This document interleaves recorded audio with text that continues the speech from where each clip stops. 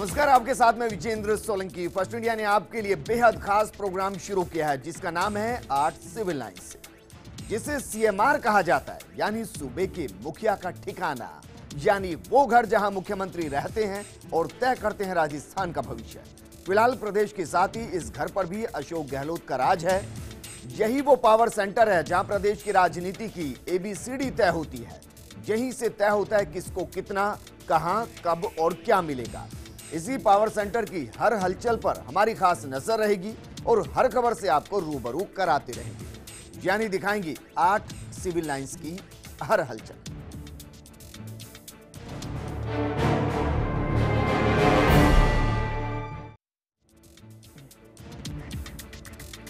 जरा याद कीजिए, सूबे के मुखिया मुख्यमंत्री अशोक गहलोत ने चुनाव जीतने के साथ ही कहा था कि वो 24/7 उपलब्ध रहने वाले मुख्यमंत्री हैं, यानी हर वक्त जनता की सेवा में समर्पित है। और उसी अंदाज में मुख्यमंत्री काम भी कर रहे हैं, लगातार एक्शन में है, लगातार बैठकें ले रहे हैं, बैठकों में व्यस्त हैं, कैबिनेट के अंदर तुरंत फैसले लागू कराए जा रहे हैं। इसी कड़ी में एक और बड़ा फैसला लागू किया गया है, जिसके तहत सरकारी दस्तावेजों और लेटर पैड पर पंडित दीनदयाल उपाध्याय का फोटो और लोगो नहीं होगा। प्रशासनिक सुधार विभाग ने इस संबंध में आदेश जारी कर दिए हैं। आपको बता दें कि गहलोत कैबिनेट की पहली बैठक में यानी कि 23 दिसंबर को इस बारे में फैसला लिया गया था कि पिछली सरकार के 11 दिसंबर 2017 के इस आदेश को वापस लिया जाएगा, जिसमें उपाध्याय का फोटो और लोगो लगाने को कहा गया था। उस दौरान 2 फैसले और भी लिए गए थे। पहला तो ये कि बीजेपी के नेता के द्वारा जो पंडित दीनदयाल उपाध्याय को लेकर पुस्तक लिखी गई और जिसको सरकार ने सरकारी खजाने से खरीदा था और उसको फिर लाइब्रेरी में रखवाया गया था, उसको भी बच्चों की तरफ से पढ़ने की कंपल्शन जो थी, अनिवार्यता जो थी, उसको भी खत्म यहां पर किया गया और कुछ ऐसे ही फैसलों को रिव्यू करने की बात की गई थी। लेकिन खास क्या है, ये दरअसल ये कि 11 दिसंबर 2017 को राज्य सरकार ने फैसला लिया था और सरकारी लेटर पैड दस्तावेजों के अंदर फोटो और लोगो लगाने का फैसला किया गया था। अशोक स्तंभ के दूसरी तरफ पंडित दीनदयाल उपाध्याय का फोटो लगाने की बात की गई थी और उस दौर में भी जो कांग्रेस है उसने विपक्ष में रहते हुए इसका पुरजोर तरीके से विरोध किया और जैसे ही विपक्ष पक्ष बनाया कि सरकार बनी, गहलोत सरकार बनी, कांग्रेस की सरकार बनी, पहली कैबिनेट के अंदर इस फैसले को उलट दिया गया और पंडित दीनदयाल उपाध्याय का फोटो और लोगो हटाने का फैसला कर लिया गया। यानी कि माना जा सकता है कि जितने भी दस्तावेजों पर पंडित दीनदयाल उपाध्याय का फोटो अभी तक लगा होगा और बाकायदा इसके लिए निगम, बोर्ड, कॉर्पोरेशन समेत स्वायत्तशासी जो विभाग हैं उनको इसके आदेश जारी कर दिए गए। इस दौरान मैं जो बता रहा था वो दरअसल ये कि अभी तक जितने भी लेटर पैड ऐसे होंगे जिनके ऊपर पंडित दीनदयाल उपाध्याय का फोटो होगा, वो तमाम लेटर पैड्स खराब हो गए हैं, सरकारी दस्तावेज के तौर पर इस्तेमाल उनका नहीं हो सकता है।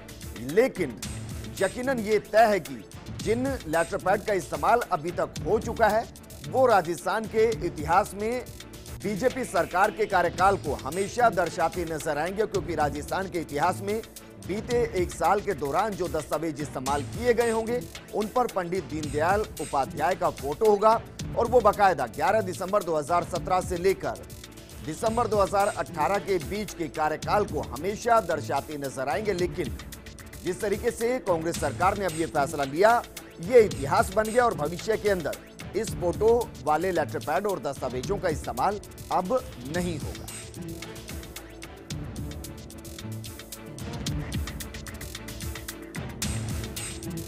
तो एक बड़ा फैसला यहां पर लिया गया, लेकिन यकीनन बीजेपी इस मामले को मुद्दा बनाती नजर आएगी और कहेगी कि महापुरुषों को लेकर भी कांग्रेस भेदभाव करती नजर आती है। लेकिन याद कीजिए अलवर का वो दिन जब पहलू खान की भीड़ ने हत्या कर दी, राजस्थान का नाम पूरे देश में बदनाम हुआ। फिर अकबर खान का नाम सामने आया। कांग्रेस उस वक्त विपक्ष में थी और प्रदेश में बीजेपी सरकार को जमकर घेरा गया था।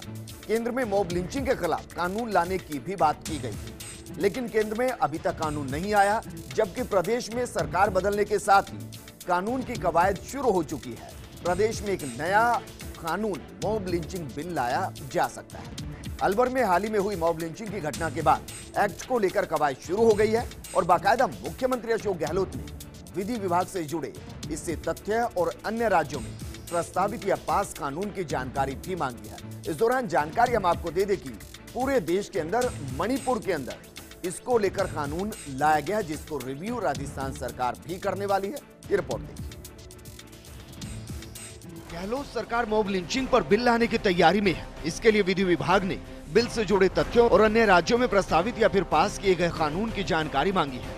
मॉब लिंचिंग पर सुप्रीम कोर्ट भी चिंता जता चुका है। 17 जुलाई 2018 को सुप्रीम कोर्ट ने मॉब लिंचिंग की घटनाओं को गंभीरता से लेते हुए भीड़ तंत्र से निपटने के लिए सरकार को नया कानून बनाने के लिए कहा था।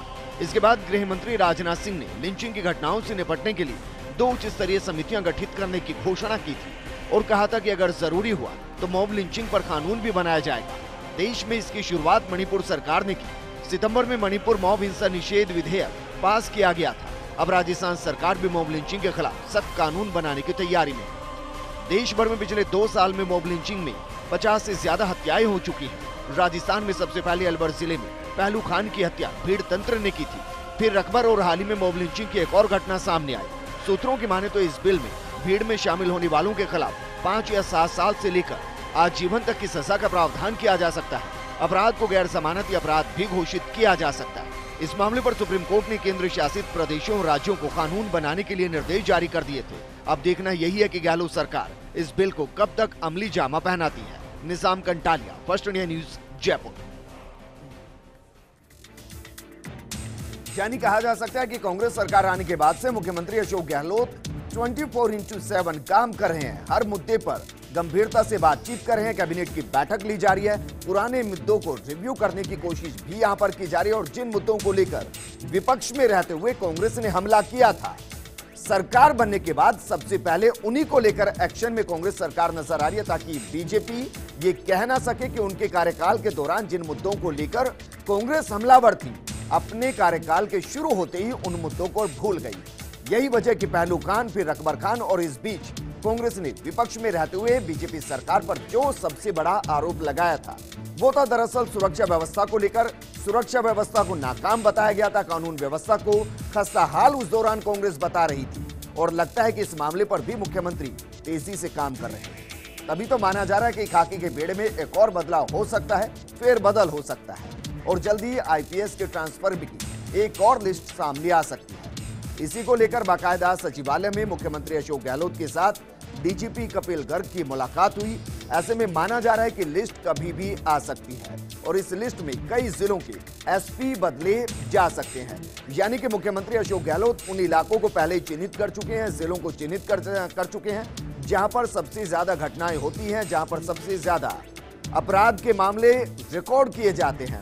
वहां पर अपने मुताबिक कद्दावर एसपी को, आईपीएस अधिकारी को उस जिले की जिम्मेदारी दी जाएगी ताकि पूरे राजस्थान के अंदर अपराध को कंट्रोल किया जा सके। और मुख्यमंत्री जिस तरीके से सुरक्षा व्यवस्था को अपने हाथों में लेकर पूरे प्रदेश को महसूस कराने की कोशिश कर रहे हैं, उस दिशा में एक बड़ा कदम इसको कहा जा सकता है, क्योंकि बाकायदा डीजीपी कपिल गर्ग के साथ आज सिर्फ मुलाकात ना की गई बल्कि इसको लेकर मंथन भी किया गया होगा कि कौन से जिले ऐसे जहां पर घटनाएं सबसे ज्यादा होती हैं, वहां पर किस एसपी को जिम्मेदारी दी जाए।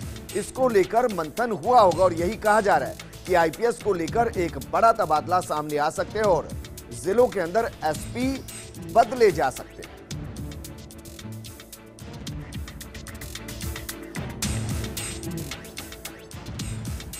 इसके अलावा एक और मुद्दा जो बीजेपी सरकार के दौरान गंभीरता से कांग्रेस उठाती नजर आई और वो मुद्दा था राजस्थान के अंदर वित्तीय हालत की खस्ता हाल।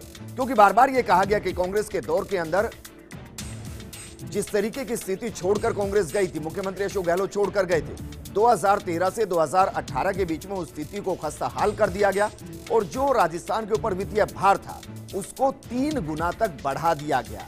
अब मुख्यमंत्री इसको किस तरीके से कंट्रोल कर रहे हैं? दरअसल प्रदेश के वित्तीय प्रबंधन और बजट को लेकर भी मुख्यमंत्री अशोक गहलोत खासे व्यस्त नजर आ रहे हैं। सीएमओ में सीआईआई के प्रतिनिधिमंडल के साथ गहलोत ने बैठक की। इस दौरान प्रमुख सचिव कुलदीप रांका, निरंजन आर्य, सचिव अजिताभ शर्मा समेत अन्य अधिकारी भी मौजूद रहे। बैठक में बजट से पहले उद्योग जगत की समस्या और सुझाव, टैक्सेशन सहित निवेश की वर्तमान स्थिति पर चर्चा की गई। सूत्रों के मुताबिक वर्तमान राजकोष के मुताबिक सरकार ने खुद के खर्च पर नियंत्रण शुरू कर दिया है। और उद्योग जगत को भी प्रदेश के ढांचेगत विकास के लिए आगे आने को कहा गया है। सरकार लोकसभा चुनाव से पहले प्रदेश के बजट को इस तरह बनाना चाहती है कि व्यापारी और जनता दोनों ही खुश रहे, और ये मीटिंग इसलिए भी महत्वपूर्ण कही जा सकती है क्योंकि महज अब 2 महीने के करीब का वक्त बचा है।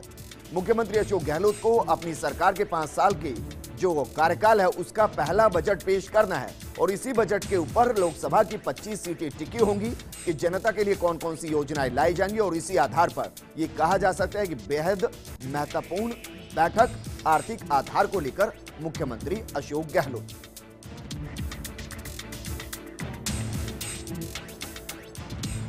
तो मुख्यमंत्री अशोक गहलोत पूरे एक्शन में यहां पर नजर आ रही हैं, फिर बात चाहे सुरक्षा को लेकर हो, वित्तीय समस्याओं को लेकर हो, या फिर किसी और मुद्दे को लेकर, कानून बनाने को लेकर।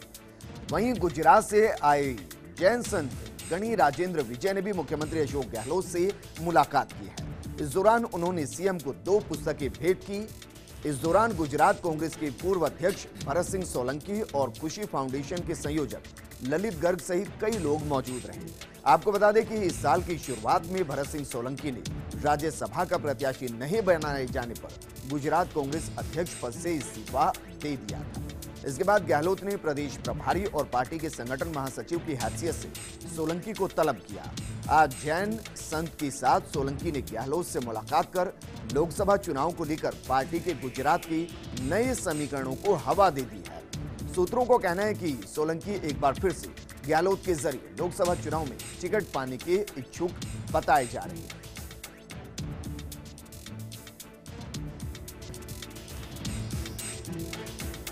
वहीं मुख्यमंत्री अशोक गहलोत, जिनको राजस्थान की जनता जननायक कहती है, वो आज अपने ही आवास पर आने वालों से मुलाकात में व्यस्त नजर आए। इस दौरान एक रोचक वाकया भी देखने को मिला, जब कद में छोटे व्यक्ति का कद मुख्यमंत्री अशोक गहलोत ने बढ़ा दिया। ये मालपुरा के रहने वाले व्यक्ति हैं जिन्होंने मुख्यमंत्री अशोक गहलोत से मुलाकात की है। तो गहलोत ने अपने चिर परिचित अंदाज में इस व्यक्ति से आत्मीयता से मुलाकात की, और माला और साफा जो आप इनके ऊपर देख रहे हैं, दरअसल ये मुख्यमंत्री अशोक गहलोत ने इनको पहनाया और इनको बधाइयां दी हैं। लेकिन जननायक के इस व्यवहार से व्यक्ति काफी खुश नजर आए, और यकीनन ये खुशी बनती भी है क्योंकि जिस तरीके से वो मुख्यमंत्री अशोक गहलोत से मिलने उनके आवास पर पहुंचे, इसके बाद उन्होंने भी उम्मीद नहीं की गई होगी कि मुख्यमंत्री इतने आत्मीयता के भाव के साथ उनसे न सिर्फ मिलेंगे बल्कि उनको माला पहनाकर, साफा उनको बांधकर उन्हीं का इस्तकबाल, उन्हीं का स्वागत यहां पर कर दिया जाएगा। और यकीनन आज ये शख्स अपने इस छोटे कद पर गर्व महसूस कर रहा होगा और अपने ही अंदर महसूस कर रहा होगा कि वाकई में आज इनका कद कितना ज्यादा बढ़ गया है। और यही वजह जो मुख्यमंत्री अशोक गहलोत को जननायक बनाती है, उनको जनता के बीच में लोकप्रिय बनाती है, क्योंकि जो भी उनके आवास पर पहुंचता है ना सिर्फ उनसे वो भेंट करते हैं बल्कि इस तरीके से भेंट करते हैं कि वो अपने आप में यादगार होती है।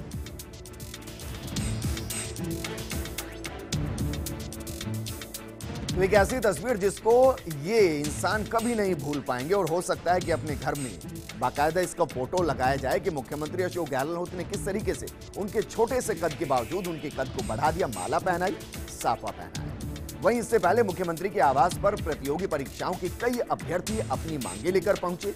इस दौरान तृतीय श्रेणी शिक्षक भर्ती 2013 के अभ्यर्थियों ने निःशक्त जनों के रिक्त पदों पर भर्ती की मांग की। तो वहीं आयुष नर्सिंग भर्ती परीक्षा 2013 के अभ्यर्थियों ने रिक्त पदों को पुनर्जीवित करने की मांग की। इसके अलावा बड़ी संख्या में पैरा टीचर्स भी मुख्यमंत्री के आवास पर पहुंचे और अनुभव के आधार पर समायोजन की मांग करते नजर आए।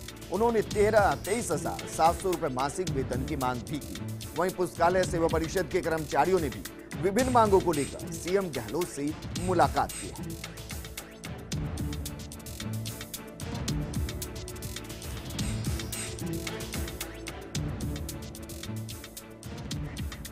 हमारी लंबे समय से मुख्य मांग है कि हमारी पदोन्नति नहीं हो रही है। शिक्षा विभाग के अंदर पुस्तकालय अध्यक्ष एक वंचित वर्ग की तरह स्थिति बन गई है, क्योंकि सभी वर्गों का प्रमोशन हुआ है, प्योन से लगाकर प्रिंसिपल और जिला शिक्षा अधिकारी तक का हुआ है, लेकिन लाइब्रेरियन का प्रमोशन नहीं हुआ है। इसके लिए हम लंबे समय से संघर्षरत हैं और उस कोई नहीं हुआ, तो हम मुख्यमंत्री जी से निवेदन करने आए हैं कि हमारी जल्दी से जल्दी पदोन्नति की जाए।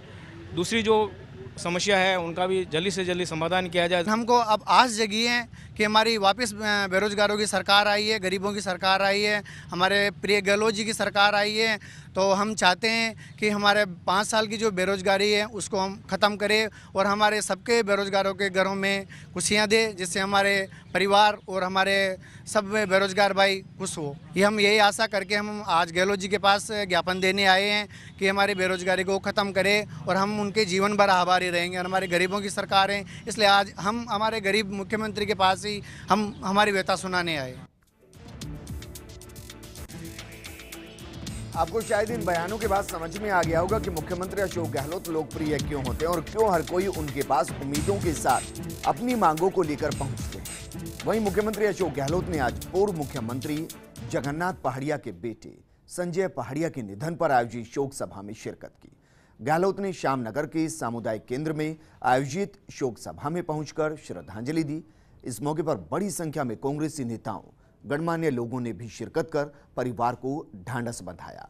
इस मौके पर परिवहन मंत्री प्रताप सिंह खाचरियावास, चिकित्सा मंत्री रघु शर्मा, पूर्व IAS लालचंद असवाल, विधायक राजकुमार शर्मा, विधायक वेद प्रकाश सोलंकी, गुजरात कांग्रेस अध्यक्ष भरत सिंह, राजीव अरोड़ा, जयपुर कलेक्टर जगरूप सिंह यादव सहित कई गणमान्य लोगों ने शिरकत कर परिवार को ढांढस बंधाया।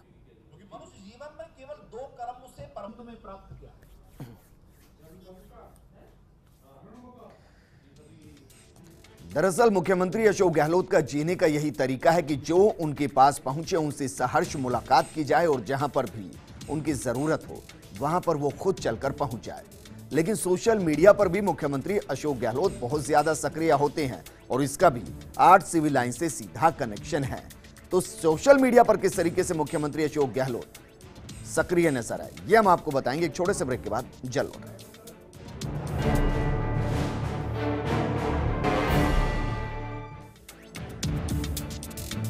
ब्रेक के बाद आपका स्वागत है। आप देख रहे हैं हमारा खास कार्यक्रम 8 सिविल लाइन्स। लोकसभा में राफेल के मुद्दे पर एक बार फिर से हंगामा बरपा। कांग्रेस के राष्ट्रीय अध्यक्ष राहुल गांधी ने पीएम मोदी पर एक के बाद एक आरोपों की झड़ी लगा दी। एक तरफ जहां राहुल गांधी संसद में बरस रहे थे, तो इधर मुख्यमंत्री अशोक गहलोत लगातार इस पर नजर बनाए हुए थे और यही कारण है कि वो लगातार राहुल गांधी के बयानों को लेकर ट्वीट भी कर रहे थे, तो वही उनके ट्वीट्स को भी समर्थन मिल रहा था।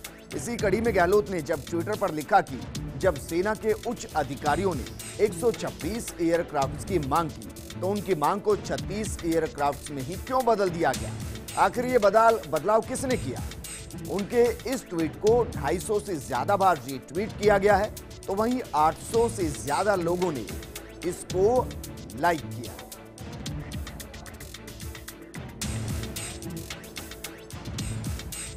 ये एक तरीके की जुगलबंदी थी। संसद में न राहुल गांधी रुक रहे थे और न ही सोशल मीडिया पर मुख्यमंत्री अशोक गहलोत ट्वीट करते हुए रुक रहे थे। उन्होंने राहुल गांधी के बयान पर ट्वीट किया कि मूलभूत सवाल यह है कि क्या एयरफोर्स ने अपनी जरूरतों के हिसाब से खरीदे जाने वाले राफेल की संख्या को कम किया है या फिर पीएम ने बिना वायुसेना से पूछे ही खुद ही ये फैसला ले लिया है। गहलोत के इस ट्वीट को भी 150 से ज्यादा लोगों ने रीट्वीट किया, तो वहीं 550 से ज्यादा लोगों ने इस पर लाइक्स और हिट किया।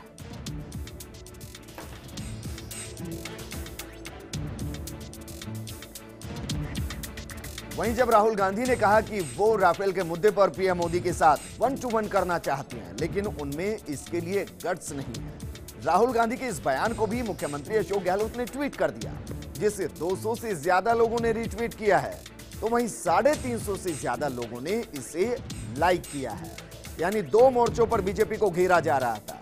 एक केंद्र के मोर्चे पर राहुल गांधी प्रधानमंत्री मोदी को घेर रहे थे, तो वहीं सोशल मीडिया पर मुख्यमंत्री अशोक गहलोत भी लगातार राहुल गांधी के हवाले से बीजेपी सरकार को घेर रहे थे। एक और ट्वीट हम आपको पढ़ा रहे हैं। दरअसल उन्होंने फेसबुक पर पोस्ट किया कि मूक बधिर बच्चों में भी बोलने और सुनने की क्षमता विकसित हो गई है, इसलिए प्रदेश के 19 मूक बधिर बच्चों को कोक्लियर इम्प्लांट लगाए जाएंगे। मुख्य मंत्री सहायता कोष से प्रत्येक बच्चे के लिए 4,43,000 रुपए की सहायता राशि स्वीकृत की गई है। साल 2010 में भी कांग्रेस सरकार ने 7 मूक बधिर बच्चों को कोक्लियर इम्प्लांट सर्जरी के खर्च की पूरी राशि मुख्यमंत्री सहायता कोष से वहन करने की शुरुआत की थी। गहलोत के इस पोस्ट को 200 से ज्यादा बार शेयर किया गया, तो वहीं 900 से ज्यादा लोगों ने इसे भी लाइक किया।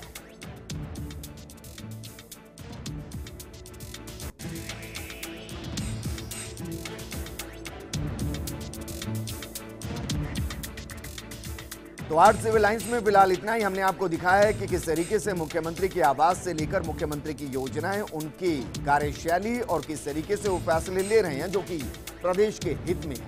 इस बुलेटिन में फिलहाल इतना ही, लेकिन चलते चलते आपको छोड़कर चलते हैं टेढ़ी नजर के साथ। नमस्कार।